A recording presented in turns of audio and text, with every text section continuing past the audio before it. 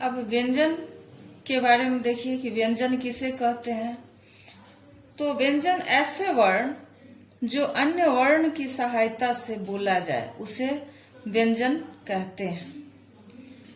इसे 3 भागों में विभक्त किया गया है। पहला है स्पर्श व्यंजन। स्पर्श व्यंजन की संख्या 25 है। क से म तक। क से म तक में 25 वर्ण आते हैं। जैसे इसे 5 भागों में विभक्त किया गया है।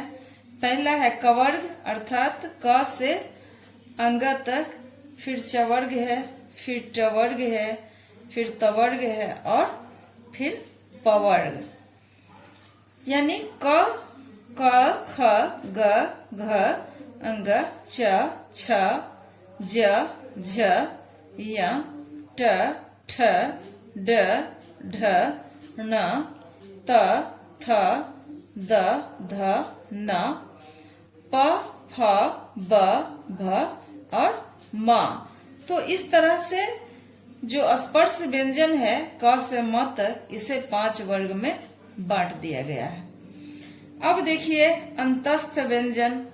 अंतस्थ व्यंजन हम किसे कहते हैं?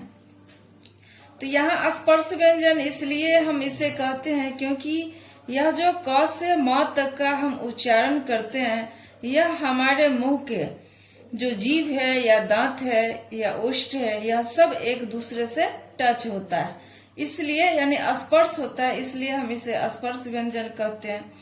और अब अंतस्थ व्यंजन पर आइए। तो अंतस्थ व्यंजन की जो संख्या है यह 4 है। य, र, ल और व। इसे अंतस्थ व्यंजन हम इसलिए कहते हैं, अंतस्थ का मतलब है कि हमारे अंदर से जो आवाज आती है उसे हम अंतस्थ व्यंजन कहते हैं। जैसे हम य, र, ल, व बोलते हैं तो इसको बोलने के समय हमारे मुंह के अंदर से आवाज आती है, इसलिए हम इसे अंतस्थ व्यंजन कहते हैं। अब देखिए तीसरा है ऊष्म व्यंजन। ऊष्म का मतलब होता है गर्म। तो ऊष्म व्यंजन की संख्या भी 4 है। तालव्य श, मूर्धन्त श, दंत स और ह। तो जब हम श, ख, स, ह बोलते हैं तो इन चारों वर्णों को बोलते समय हमारे मुंह से जो आवाज आती है, तो यानी जो हवा है वह हवा गर्म आती है और सीटी जैसी आवाज होती है, इसलिए हम इसे ऊष्म व्यंजन कहते हैं। अब चौथा है संयुक्त व्यंजन। संयुक्त व्यंजन की संख्या भी 4 है। अक्ष, त्र, ज्ञ और स्र। अब देखिए संयुक्त व्यंजन कैसे बना है। तो 2 वर्णों की सहायता से संयुक्त व्यंजन बनाया जाता है। जैसे क, जुर, श दोनों बिना स्वर के हैं।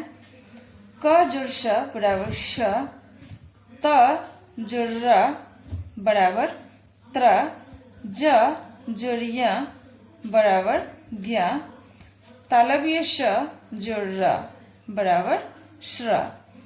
तो इस प्रकार संयुक्त व्यंजन बनाए गए हैं। और अब अन्य वर्ण के बारे में देखिए कि अन्य वर्ण जो हैं इनकी संख्या 2 है। बड़ी र और बड़ी ढ। इसके बाद अयोगवाह। अयोगवाह 2 है, अंग और आ। अंग अर्थात अनुस्वार और आ अर्थात विसर्ग। ये दोनों जो वर्ण है, तो अंग जो है इसका हम प्रयोग शिरोरेखा के ऊपर ही करते हैं, यानी बिना वर्ण के, किसी वर्ण के बिना हम इसका उपयोग नहीं करते हैं। जैसे मान लीजिए आप लिखते हैं चंदा, तो चंदा लिखते हैं तो हम यह जो अनुस्वार दिए या फिर अंगूर लिखते हैं